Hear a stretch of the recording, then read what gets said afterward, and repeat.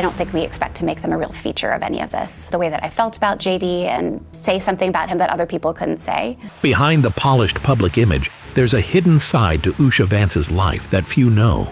From being a successful lawyer to supporting her husband's rise in politics, Vice President-elect J.D. Vance's wife will be the first Second Lady of Indian origin. Usha has silently shouldered challenges that are rarely seen. This is not the JD I know. This is not accurate. As J.D. Vance ascended the political ladder, whispers about their marriage began to grow. We're two different people. We have lots of different backgrounds and interests and things like that, so we come to different conclusions all the time. Some question, is Usha really happy with J.D. Vance? Or are there truths beneath her happy face? Let's find out.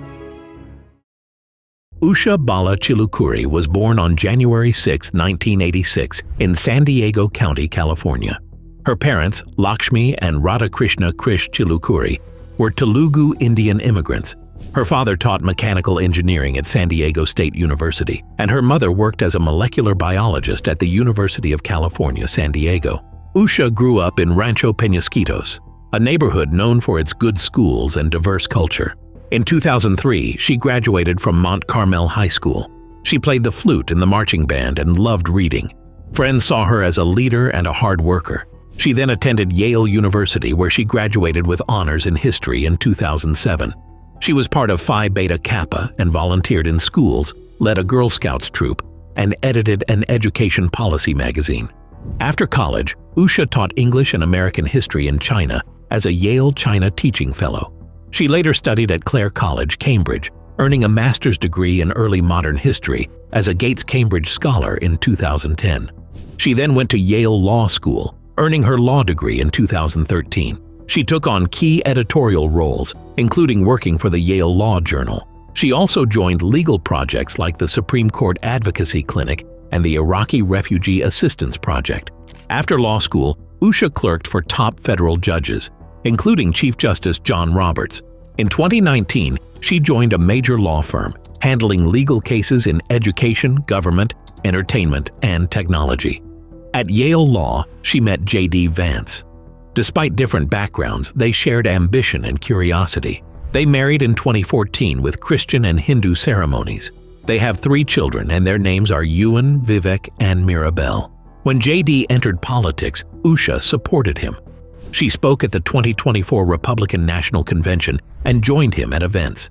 In 2025, she became Second Lady. One of her first public visits was to Greenland for a national dog sled race, marking her growing role. Usha's journey from private life to public service shows her strength. But behind the scenes, new challenges emerged, shaping her life in ways no one expected. J.D. Vance's book, Hillbilly Elegy, came out in June 2016 and made him famous. It talked about the struggles of working-class America, especially in Appalachia. Many people loved its honesty, but some thought it focused too much on personal choices instead of bigger problems. Still, the book changed his life, turning him from a lawyer and businessman into a well-known public figure. Now first, like always, be sure to hit the like button down below. It helps us out tremendously with the reach of this video. Thank you. The book was so popular that it became a movie in 2020. Ron Howard directed it, and Glenn Close and Amy Adams starred in it. Even though reviews were mixed, the movie kept JD in the news. He started appearing on TV to talk about poverty and changes in rural America. At first, people thought he could bring different political sides together. During all this, Usha Vance, his wife, stayed in the background, offering support. JD was in the public eye, but Usha focused on her job as a lawyer and their family. She went to Yale Law School and worked for Chief Justice John Roberts. Even though she had a great career, she chose to stay out of the spotlight and let JD take center stage.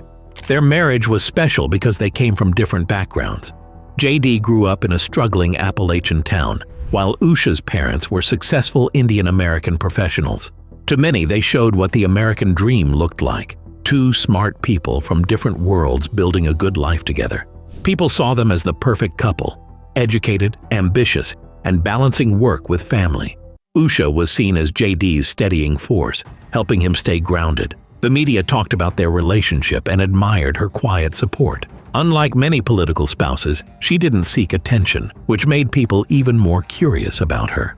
At events, reporters noticed her calm and graceful presence. She almost never gave interviews, and when she did, she only talked about their values, not personal details. Some political spouses campaign with their partners, but Usha kept to herself, adding to the mystery about her role in JD's career. But public images don't always show the full story. Their marriage seemed strong, but life in the spotlight brought challenges.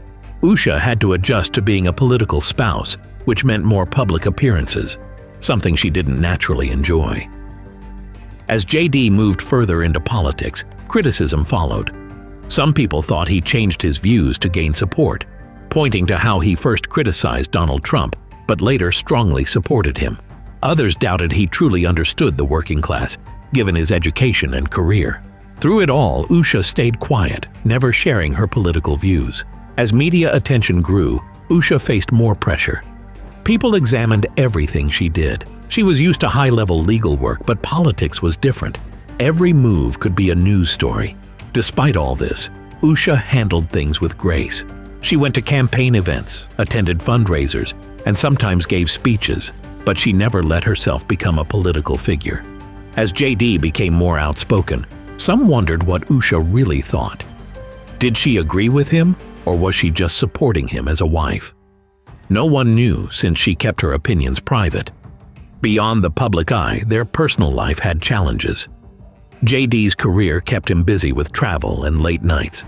Usha had to juggle her own demanding job and raising their kids, all while being a supportive wife. The stress was real. She rarely showed it, but those close to them knew how hard it was. Suddenly, people started noticing signs of trouble in the Vance marriage. At events, Usha sometimes seemed distant. At a rally in Racine, Wisconsin on October 28, 2024, she looked less excited than usual. Her interactions with JD felt forced. Experts wondered, was something wrong? Interviews added to the rumors. Usha gave short, careful answers and avoided personal topics. After JD's vice presidential nomination, she was asked about his political goals. She simply said, "We have discussed the opportunities and challenges," nothing more. People wondered what she might be hiding something. Her behavior with JD changed too. Before, she stood close, smiled, and joined conversations. Over time, she kept more distance, looked away when he spoke, and stayed quiet. At a donor event in Washington, someone noticed a small but telling moment. JD put his hand on her back, and she slightly leaned away. A tiny move, but to those watching closely, it meant a lot. Then there was that one comment. At the time, it seemed small. Later, it would mean much more. But we'll get to that soon. Balancing her legal career with life as the second lady was hard. As JD's career grew, Usha had to push her dreams aside. She attended events, traveled, and faced media attention, all while raising 3 kids. A key moment was her trip to Greenland in March 2025. She had to deal with politics under public eyes. It showed the pressure she faced because of JD's role. She handled it all with grace. But this wasn't the life she wanted. People who knew her saw how much she loved law and learning, yet she was pulled away from it. Friends said she became quieter, her bright energy fading. In public, she smiled and stood by JD, never showing resentment. But those who looked closely saw the truth. She was making silent sacrifices. Some might say she did it for love, but was JD the caring husband he seemed? He looked calm, but at times, his true self slipped through.